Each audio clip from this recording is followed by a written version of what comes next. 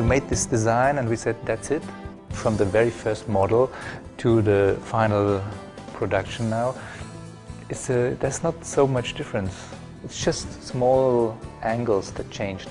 And we changed the overall size. It's scaled down to 20% of the original size. In a way, you can say it's a lucky punch.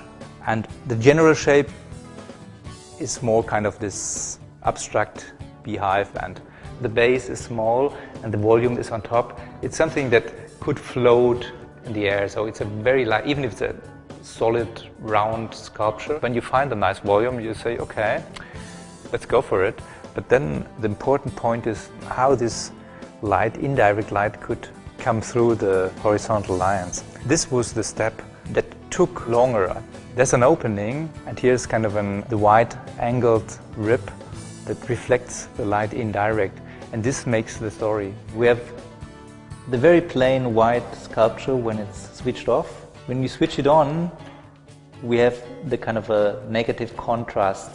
Then the rings look dark and the light comes out. It changes its appearance. I think this difference that makes also the story of the project. This was the first laser sinter prototype with functioning light. And as we see here, this is the production segment. We divided up the lamp in 6 segments.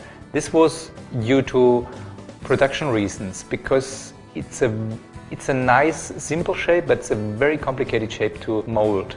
The Foscarini engineers found a very clever way to connect the segments, and also what was another theme is how you can avoid to see the connection stripes. So now there's a thin line going, but it's not disturbing the light.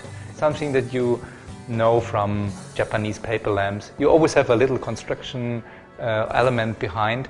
It's not something that is disturbing the horizontal lines. Successful design projects normally don't show the complexity of construction, of engineering. If a project is successful, it keeps the easiness of the first idea. Let's say you have 3 directions of the light. The upcasted light, we have the atmospheric light, the horizontal, and the real light. If you read a book or you have something beside, you have this light area that is more orientated to the ground. I think this is something that touches your heart, whoever you are or wherever you live. It's a very poetic, simple object.